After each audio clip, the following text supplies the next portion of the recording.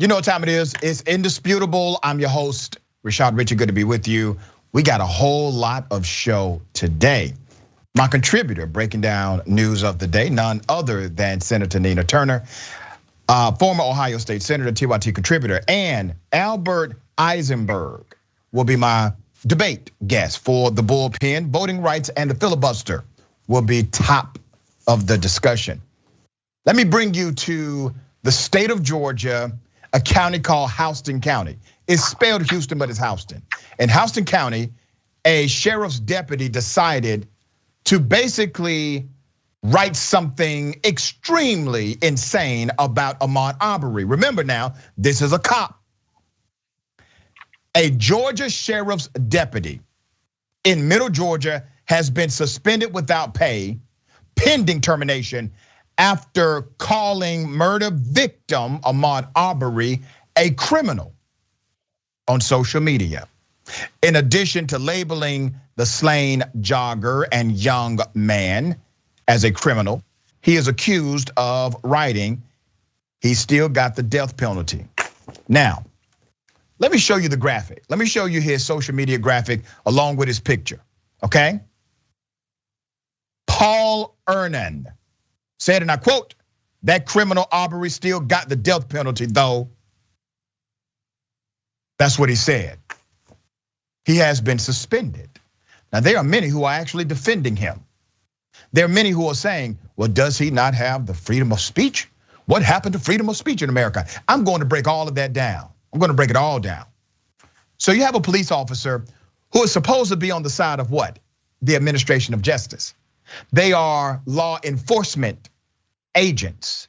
They are supposed to stand up for justice. In this case, as tragic as it was, at the end of that trial, justice was served.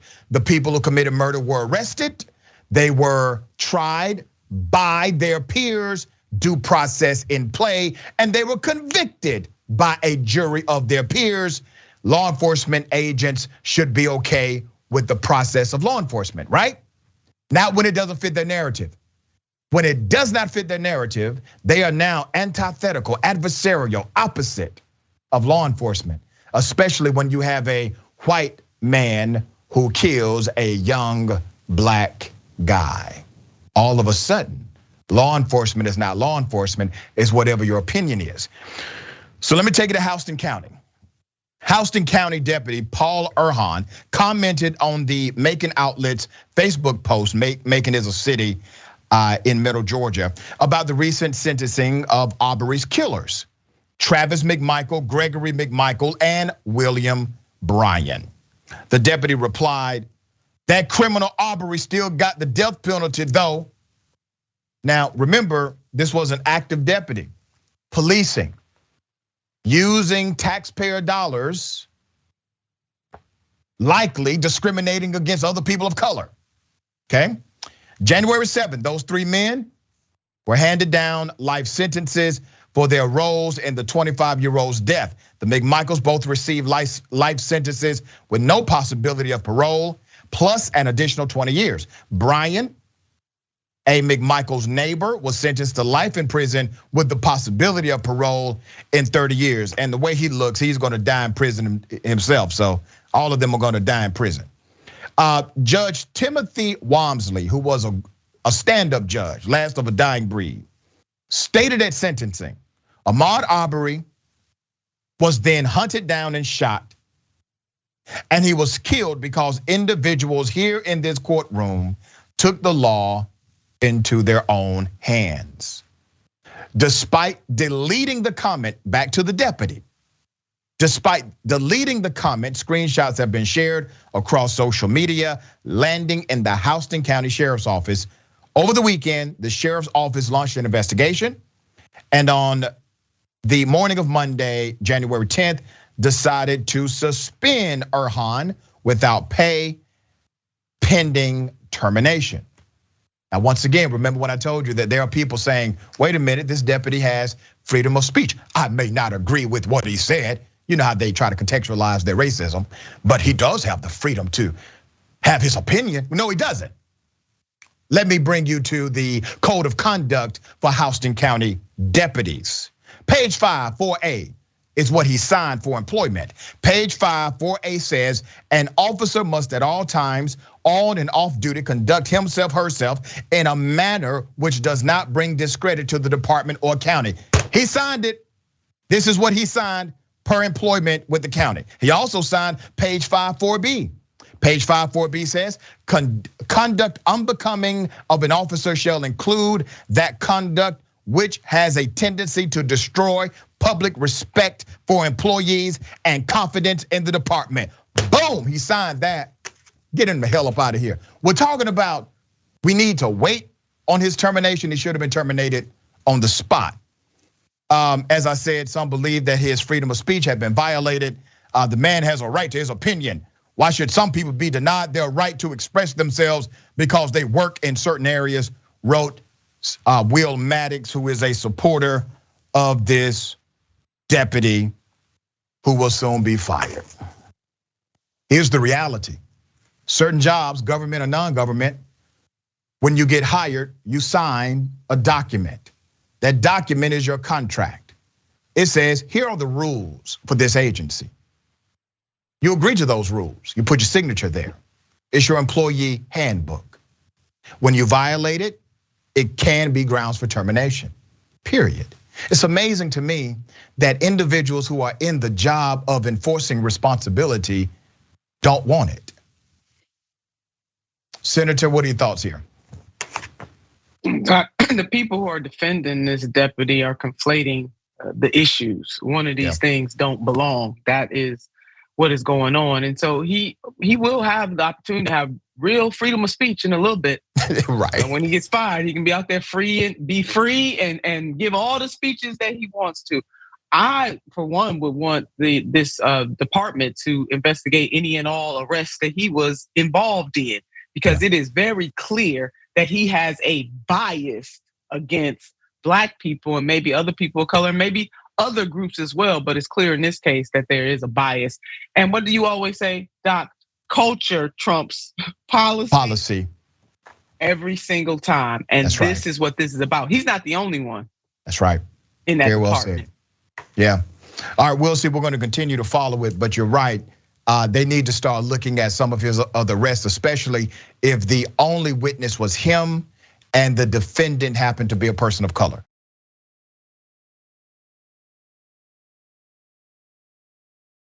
Matt Gaetz, all right, the guy who's being investigated for trafficking children, the guy who still has significant power in the Republican Party, that Matt Gaetz. Well, his ex-girlfriend testified.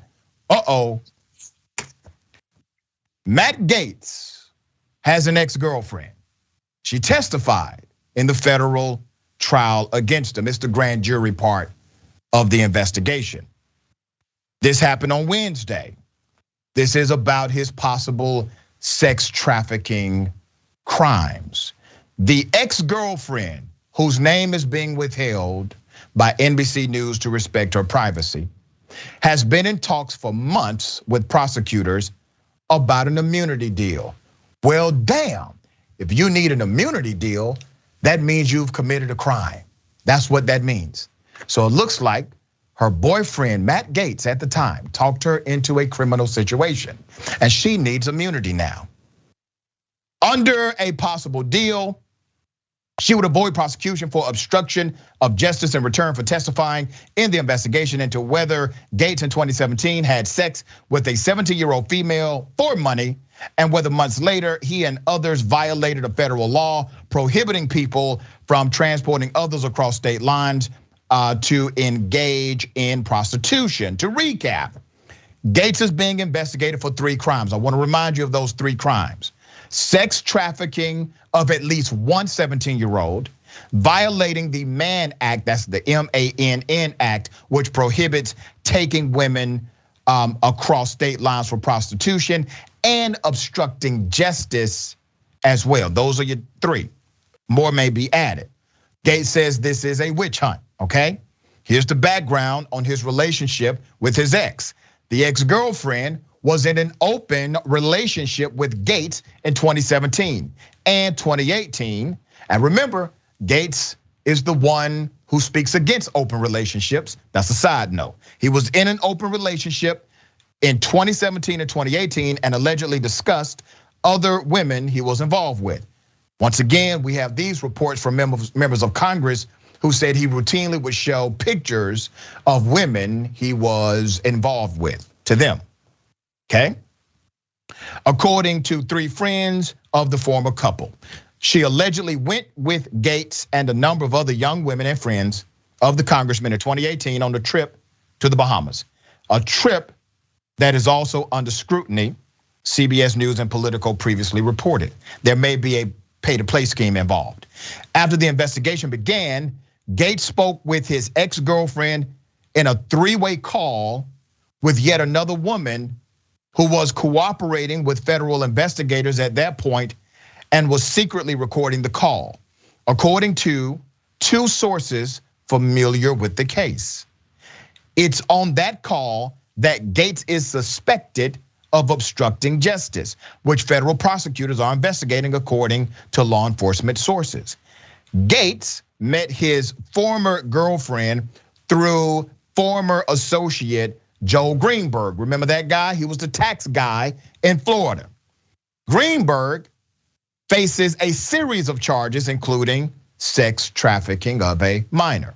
All right. Investigators have requested Mr. Gates' former girlfriend have asked her about any sexual relationship that the minor may have had with Mr. Greenberg and Mr. Gates, and whether the girl received money or material goods like meals, drugs, and hotel rooms in exchange. Multiple people have told investigators that Mr. Gates' former girlfriend is one of several women who met Mr. Greenberg through the website Seeking Arrangement, which describes itself as a place where wealthy people find attractive companions and treat them to gifts and cash. Mr. Greenberg then introduced these women to Mr. Gates, who often has sexual relationships with them, the witnesses have said. Legal experts say the ex-girlfriend's testimony is an essential step prosecutors would take before charging Gates, and that it signals federal prosecutors may be close to indicting the congressman. Any criminal charges against a sitting member of Congress would have to be approved at the highest level of the Justice Department. Matt Gaetz is going to the pokey, okay? It's going to the pokey. It's a matter of time, all right? Senator Turner, I mean, this is all dirty stuff here, whole lot of it. Yeah, it is. I mean, you summed it up.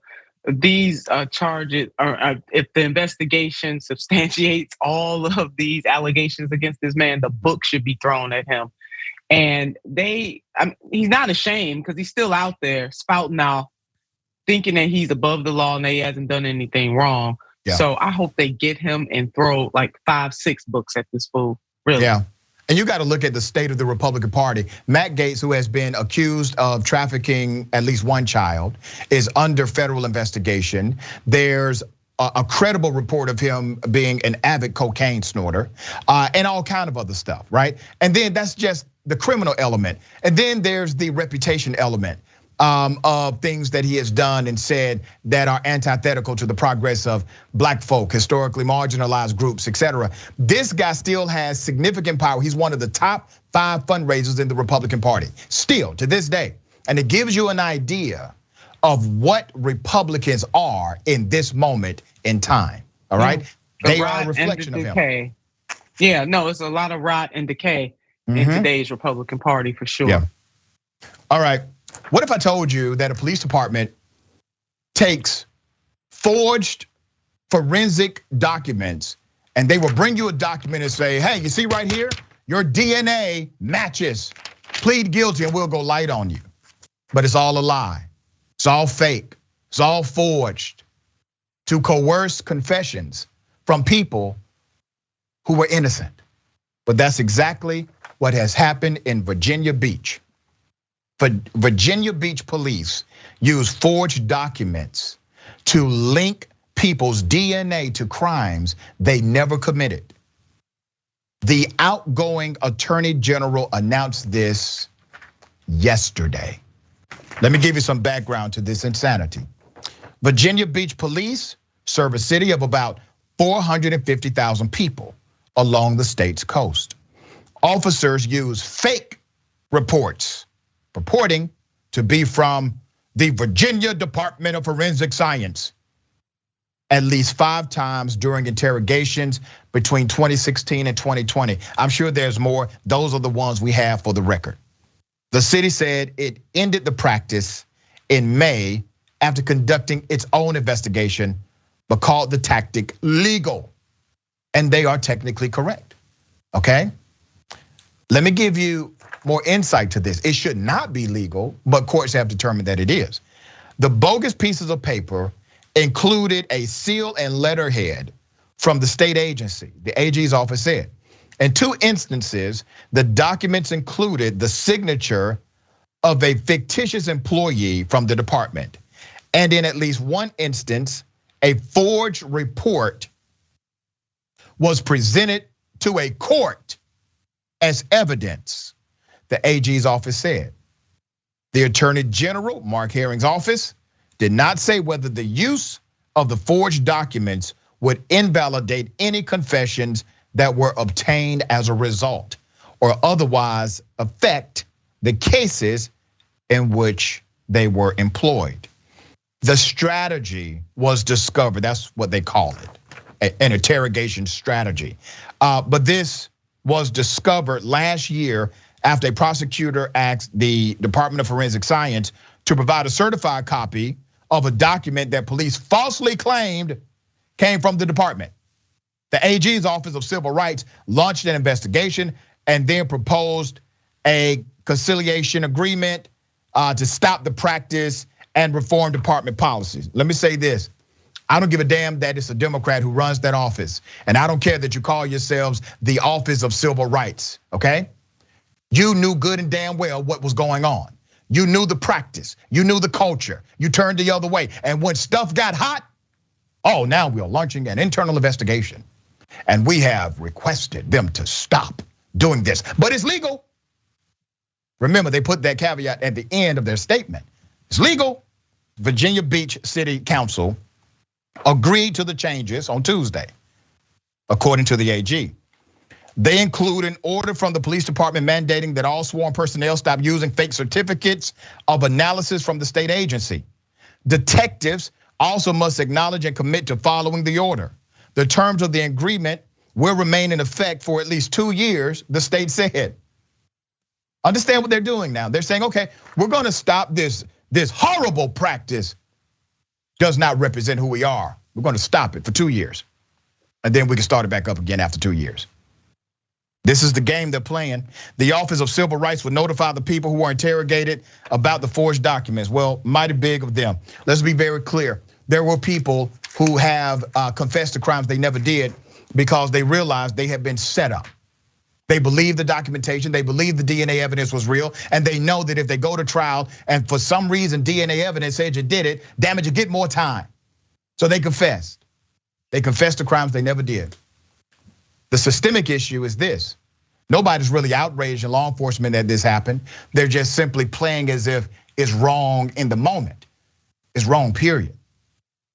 They're not even taking it seriously enough to stop the practice altogether. They're putting a moratorium on the practice for 2 years. This is why people say, defund the damn police. Let's go to Senator Turner. Insane. I mean, that moratorium tells us all that we need to know about the true character of this department. Yeah. The city council should be outraged. The mayor should be outraged. The police department should be outraged. They should want to police themselves, costing the taxpayers money, because eventually that's what is going to happen. This is a prime example of the lack of accountability and transparency. Virginia Beach, here it is. And lastly on this point, Doc, there is a such thing as just laws and unjust laws. So just because it's legal does not make it right. And by them putting that in their statement shows that they are all about covering their behinds. Very well said. That's and not doing the right thing. That's right. We're gonna stay on top of this because one, it's not just happening in the in the Virginia Beach city. It's not just happening there, it's happening in other jurisdictions. But we need people to bring awareness to it. We need people to say something about it. So if this has happened to you, you know someone this has happened to, make sure they contact this show. All right, we want to expose this practice and make it illegal in the United States of America. We have more on the other side. It's indisputable. Stick and stay.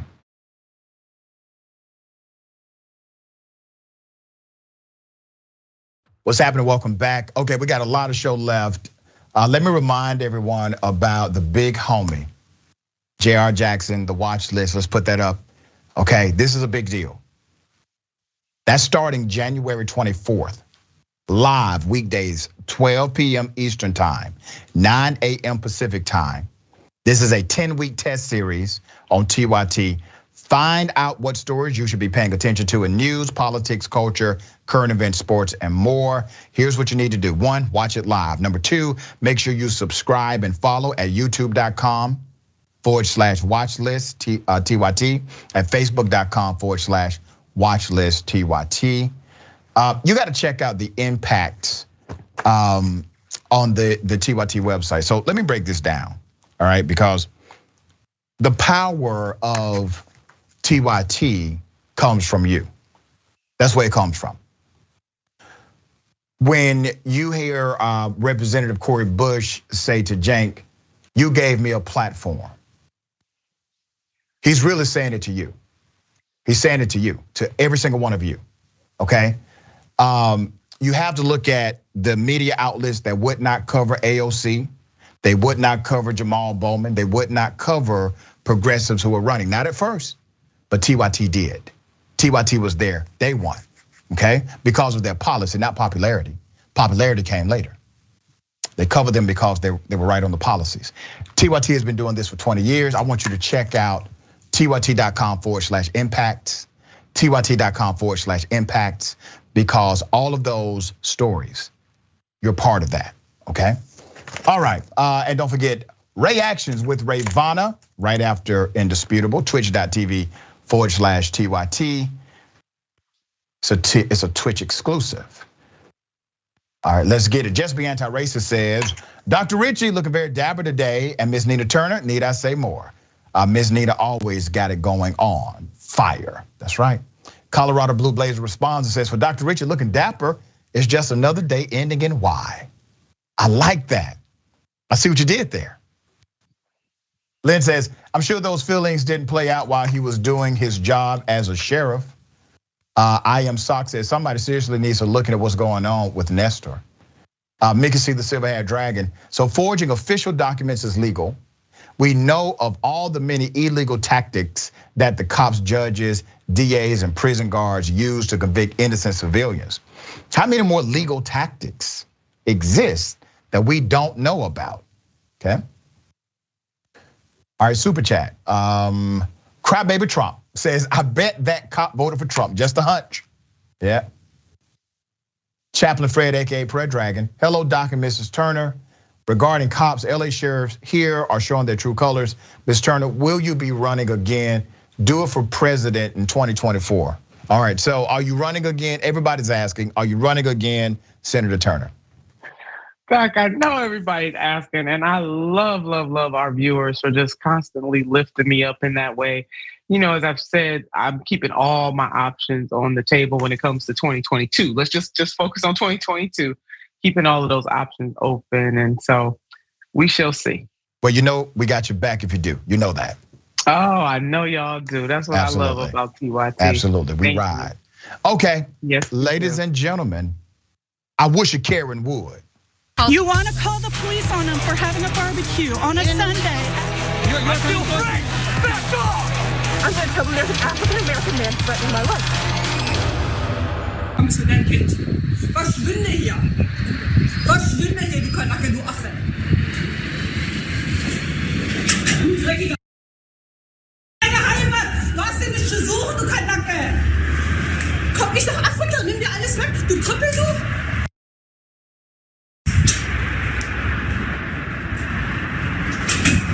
Hau ab, nimm das Handy weg und schlag ich dir jetzt auf die Fresse, du Krüppel. Verpiss dich.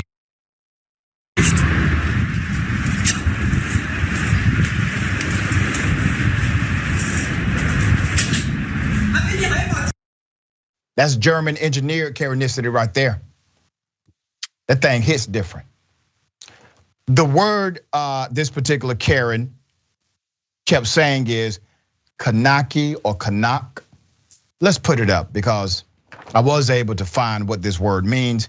It's a German word for people from German-speaking countries with the roots from Southeast Europe, the Near and Middle East, North Africa. It is used as a derogatory word or derogatory slur. Let's put a picture of this particular Karen in all of her Karen glory. This is a reminder to everyone that Karenicity is a pandemic, it's global. And we see the individual who is being cursed at, and at the receiving end of this Karenicity, well, that person held their cool, okay? Big ups to them for doing so. But this is a real social dynamic that permeates not only in the culture of America, but beyond. Senator, what are your thoughts on this? Yeah, we going ass backwards. I mean, that is really what is happening here. And she is so lucky, Doc. I mean, you and I always qualify these things and say we ain't trying to promote violence. But damn. But if you spit at somebody, that's you assault. Really do. Yeah, you want to be slapped. I mean, you really do. And put the word in front of it that I can't say on this family show. Yeah, and it also shows not only is Karenicity universal, but so is white supremacy.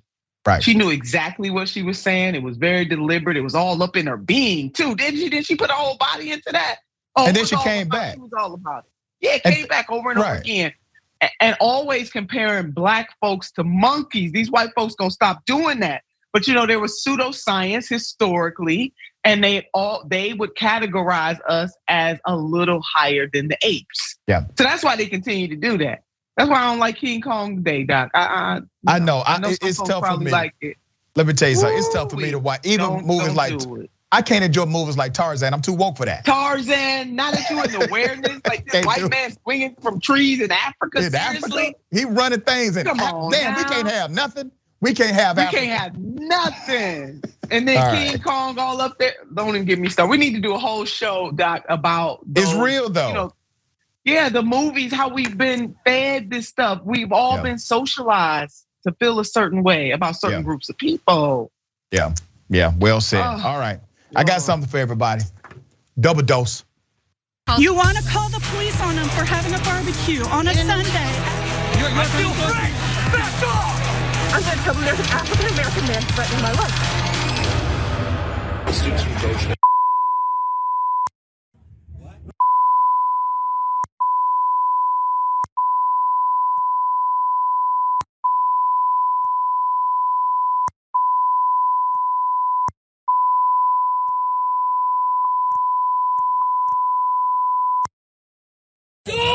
Gucci's, come on. Get that out of here!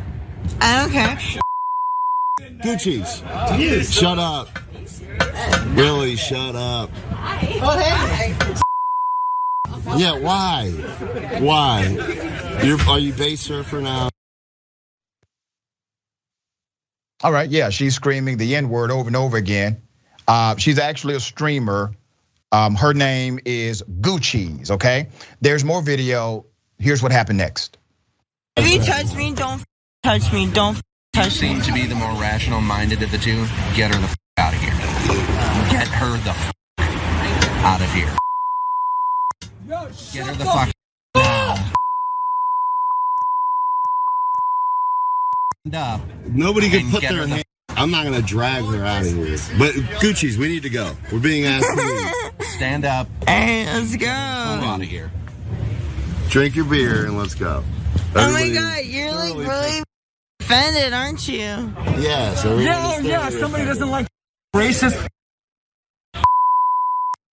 I'm real offended. I'm offended. Oh my God, you're throwing. Guess what? Triggered by a word. No, it's not just a word. You. Hey, you're gonna get knocked out. You better walk where you're going. Let him go. got him. Don't touch me. Stop. Do not. No.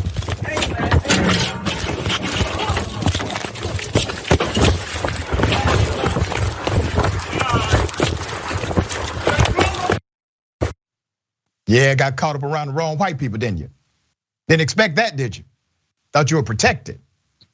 Well, since this particular streamer wants to be famous for being racist, who am I to get in the way of somebody's dreams? Put up the picture. There you go. See, my producers already knew I was going. All right. Gucci's is a streamer, wants to be known for being racist. Well, madam, you have achieved success. Senator Turner, this is what we're dealing with in these streets. Yeah, it's just all bubbling back up, Doc. I think if there's anything to these moments, it is just a not subtle reminder, like dead up in our face. Yep. That there are people still among us who harbor these kinds of feelings. And when she said it's just a word, you're offended by just a word. Girl, you better go on and get some history. That word was used to dehumanize, to humiliate, to whoop, to beat, to rape. You know, black folks. No, it's more than just a word. That ought not ever come out of your mouth. And I guess she found out that night. You know, our dear late sister, Maya Angelou, had a poem about words being things. Come on. And how these things can stick to walls and they're tangible. Words are things and words do stick and words have meaning and words have impact. We got more on the other side, all right? It's indisputable, stick and stay.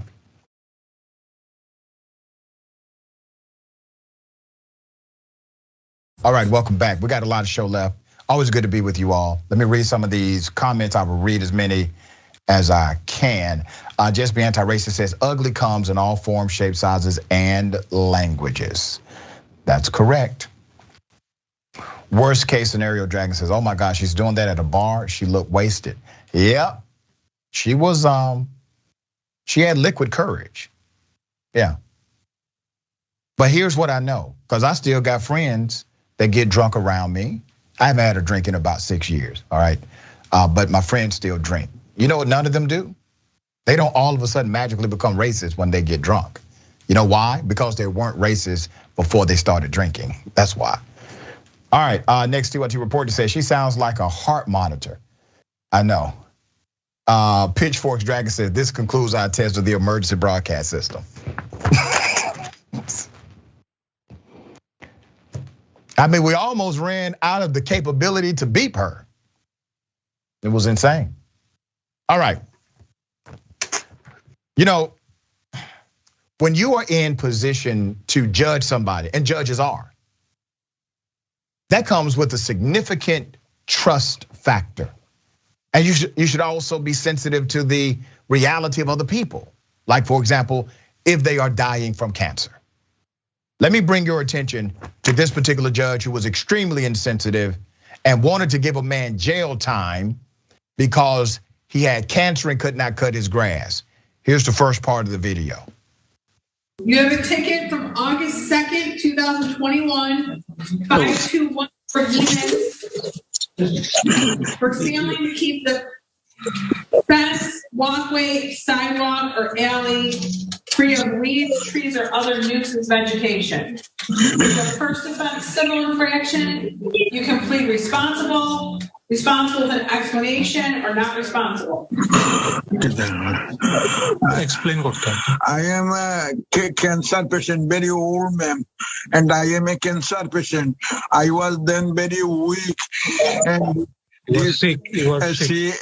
very weak, and this time of rainy season, I cannot look after this thing. Be ashamed of yourself. If I could give you jail time on this, I would. The fine is $100. Pay it by February 1st. You better get that cleaned up.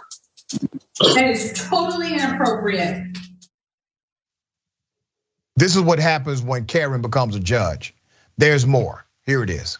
Is it, ma'am, forgivable because my father is currently sick and we cleaned that after? You see that photo? Yes.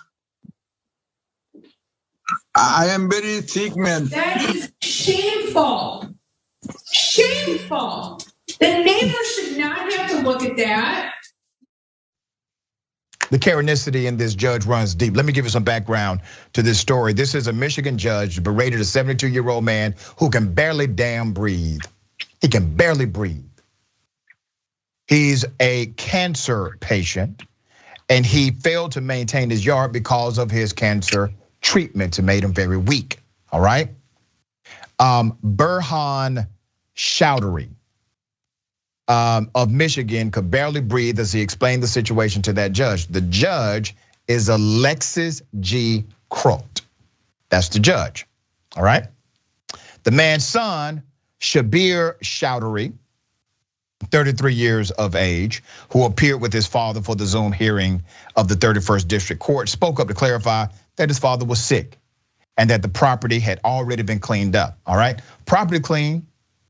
Dutiful son comes in, says, Dad, I got you, I'm gonna take care of this. You still gotta go to court because that's how it works right here in this district. You go to court, the judge then says, if I could lock you up, if I could put you behind bars, I would. Why? Why? Why be that rude to someone in front of you for something that has already been taken care of and is actually minor? The guy had lymph node cancer and just needed help, okay? This was not a complicated case before this judge. He said weeds grew around outside of the parents' house while he was gone. When he returned, he said his father told him that they received a ticket for the weeds and vegetation. The younger said he was shocked by the judge's reaction to the situation. Naturally, anybody would be shocked if your 72-year-old father who is barely able to breathe is threatened with jail time and berated like that by a judge over $100 damn ticket.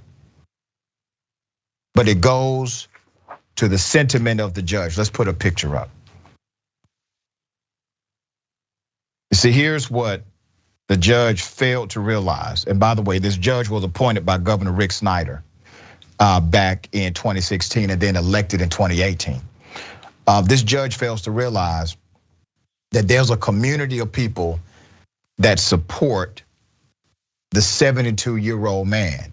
And I'm part of that community, you're part of that community, okay? They will continue to do this if they feel as if you're not connected to a community. Senator Turner, you see what happened here. What are your thoughts about this judge? Yeah, I mean, my blood is boiling. That community should unelect her. Yep. Number one, her lack of sensitivity to this man's needs. A judge is supposed to mete out justice. That doesn't mean berate people, fine them when they are at weak points in their lives. So she is shameful. Number two, when I was on Cleveland City Council, we had grass cutting programs for elders. That's right. Hello, somebody. That's right. I mean, where's the city council person? Help that elder. So elders, because we had elders that were visually impaired, hearing impaired, physically impaired. You just never know what people are going through. And then this man got cancer, but just impaired or can't move the way that they used to. And some did not have relatives anymore. Like they were it. The kids lived out of state. They didn't have sisters or brothers. That was it. They needed community help. So we had grass cutting programs. And lastly, where the hell the neighbors at? Now, one thing that judge did say that I kind of agree with, Doc. Yeah, the neighbors don't have to be subjected to it. I get it, right? They have a right to look out and everything. However, neighbors, where's the neighborly love? If you see something out of order like that, and that's out of order, most normal, caring people who care about their community don't just let their grass grow that high. Why don't y'all knock on the door and find out if something going on? See what's happening. That's right. Very well said and a great observation. There's a group in Atlanta called Street Groomers, founded by my dear friend, rest in peace, Big Haroon. But these are former gangbangers, all right? Former gangsters who have all come together. And what they do is they walk children to the bus stop in the morning, they walk them home. They also clean up yards, they cut grass, and they paint houses for the elderly at no cost. Look them up, streetgroomers.org. They did that because they wanted to be a solution for what local city council did not remedy.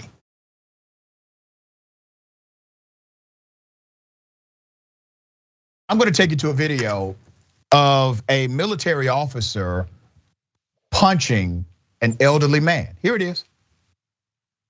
Come on, do it again. Call the police, please. Call the police. Oh my God, oh my God, oh my God, oh my God. Oh my God, are you okay? Let me show you what led up to this. Here's the full video. Leave that lady alone. I am. Leave that lady alone. I just said I am, bitch. Walk away. Walk the fire lane. None of you are gonna do move. You're not gonna do a goddamn thing. I'll crush all of you. Get the out of here. Shut up. Hey, why don't you calm down? Oh, you want it? Cool. I can get violent with you because you're a guy. You know how this. That's what it is. Down. That's what it is. Come on. Let's try it. Come on, don't bite it. Yeah, you're roid rage. You're roid rage. Get on the roids. You're not a man. Dude, look at you. Steroids. You're going that way. I'll crush you. Well, do it. Come on. Come on, do it again. Call the police, please. Call the police. Oh my God, oh my God, oh my God, oh my God. Oh my God, are you okay? That military officer has been arrested. Let's put up his mugshot. Okay, I'm gonna give you some background. Keep that mugshot up.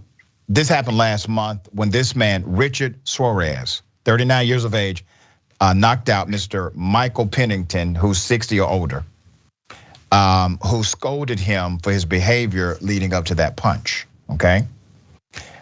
This encounter happened at a shopping center in LA, all right? According to the military officer whom you see, he was experiencing PTSD. That's what he says, okay? The attorney says it doesn't excuse what happened, but he thought his client felt he was in a combat zone. That's not what I see. I see a guy just being who he is. After the punch, this will happen after that. His wife came out of the store and found him parked some distance away, shaking. She was afraid to make the drive to New Orleans with him, and ultimately his mother drove him to a VA hospital where he was admitted. This is still what they call conduct unbecoming. It is going to be interesting to see how this is dealt with, not only by the local officials, but also by the US military. So, Senator Turner, I get it. PTSD is a very real thing. I'm sensitive to that. That's not my beef here. I literally see an argument and a guy who is continuing to be aggressive to multiple individuals. He walked away and then he walked back. At some point, you have to know, even if you have a tendency to act a particular way because of what atmosphere you've been around, you still have to know when not to cross a line with somebody. Yeah, agreed. And maybe he was having a moment. Maybe he was, and I hate that he was having that moment, but his moment bubbled over into making other people's moments bad. And it was something that he said that really struck me when he said to the elderly gentleman, I can hit you because you're a man. Yeah. Something to that effect. Right. I mean, that just feeds into this toxic masculinity that we're fed a steady diet of in this country. No, you can't put your hands on anybody unless it is in self-defense. Right. And I didn't see anything. I mean, I don't know if I missed something. There were some other angles where he was in the position of defending himself. So he definitely went off. If it was a post-traumatic stress disorder moment, I hope that he gets the help that he needs. But that was very unfortunate. Yeah, I'm with you 100% on that. Let me bring your attention to somebody who's actually telling the truth. On the Republican conservative side, they do not want voting rights for black people, anybody else. They don't want voting rights. And he's actually saying it. Here it is. You can take a gun, shoot somebody in the face. It's not hard. sometimes it might even be fun if they're a godless commie. Now, what they're trying to do is sneak the COVID vaccine in your salads. I hate math. Somebody say amen. I think universal voting rights is one of the worst ideas this country has ever had. There are few things more worthy of coming under attack than universal voting rights. Voting ought to be a privilege reserved for those who are most competent and qualified. It's not a natural right. God did not imbue us all with some sort of sacred entitlement to participate in our national elections. The Bible certainly makes no mention of any such thing. So if it's not a natural right, which it emphatically is not, then it's a privilege that we grant, and it would be wise to consider a person's basic qualifications before granting it. We are under no moral obligation to allow hordes of stupid, bewildered, clueless zombies to flood the voting booth and cast their ballots in a state of ignorance and confusion, helping to steer this giant ship of a country right into one iceberg after another. So that's my position, which I state often and without apology. I'm against voting rights. I don't like them. Yep, and I'm going to state this without apology. I think you're racist as hell, okay? And let me explain to you why, Mr. Matt Walsh. You actually are being truthful about what you believe. I wish more Republicans would just say it the way you're saying it, because at least we can deal with them as they are without the trickery involved. But you are entitled to your opinion, and I'm entitled to mine. And here's mine. You actually are connected to the sentiment of the founding fathers of this country, because they did not want everybody voting. No, they wanted a particular class of people to be able to vote. They wanted white men who owned property. Now, I don't know about your financial situation. Maybe you would have been included in that or not. But they only wanted white men that own property. That's bigoted, that's racist, that's sexist. You got all of that in one. And you are connected to that sentiment. Taxation, my dear brother. Taxation without representation is what you are advocating. I have to pay taxes. Every voter has to pay taxes. So you're telling me that we should pay taxes into the American governmental system, the structure of taxation, which is constitutionally mandated, but we should not all have the right to vote, only select individuals, as you said, the most competent and qualified. And I'm sure you want to pick what competency and qualification is. You're rooted in bigotry, racism, and classism. You rather pick the voters because you're scared of the voters picking the politicians. It frightens you, but we coming. Senator, thoughts? Yeah, we ain't going nowhere. Doc, you hit the nail on the head. I just got my little check. Yeah, he trying to take us all the way back. Yeah, that's how the framers set up the country in the first place. And in order to form a more perfect union, we have moved further and further away from that over the generations. But in this moment, from what is happening on the federal level with these damn fools not wanting to do away with the filibuster, yeah, I said it, not wanting to do away with the filibuster to protect voting rights.